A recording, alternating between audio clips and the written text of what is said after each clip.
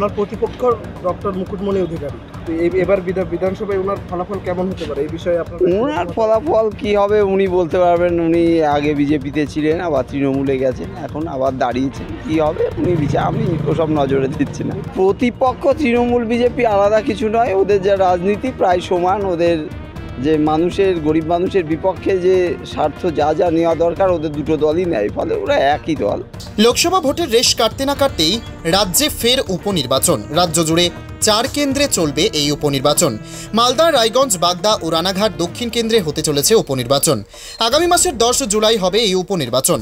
এই উপনির্বাচনকে কেন্দ্র করে আজ মঙ্গলবার রানাঘাট সাব ডিভিশনাল অফিসে মনোনয়নপত্র দাখিল করলেন রানাঘাট দক্ষিণ বিধানসভা কেন্দ্রের বামফ্রন্ট মনোনীত প্রার্থী অরিন্দম বিশ্বাস।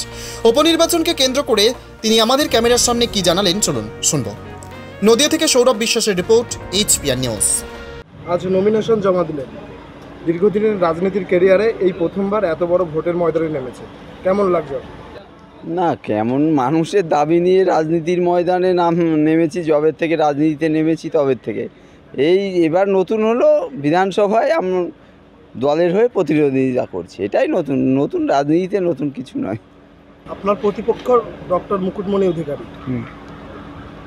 কিছুদিন আগে লোকসভা নির্বাচনে পরাজিত হয়েছে, তো এবার বিধানসভায় ওনার ফলাফল কেমন হতে পারে এই বিষয়ে আপনার ওনার ফলাফল কি হবে উনি বলতে পারবেন। উনি আগে বিজেপিতে ছিলেন, আবার তৃণমূলে গেছেন, এখন আবার দাঁড়িয়েছেন। কি হবে উনি আমি ওসব নজরে দিচ্ছি না। প্রতিপক্ষ হিসেবে মূল দাবি কাকে করছেন, বিজেপি না তৃণমূল? না, প্রতিপক্ষ তৃণমূল বিজেপি আলাদা কিছু নয়, ওদের যা রাজনীতি প্রায় সমান। ওদের যে মানুষের, গরিব মানুষের বিপক্ষে যে স্বার্থ যা নেওয়া দরকার ওদের দুটো দলই নেয়, ফলে ওরা একই দল, ফলে দুটোই প্রতিপক্ষ, দুটোই সমান।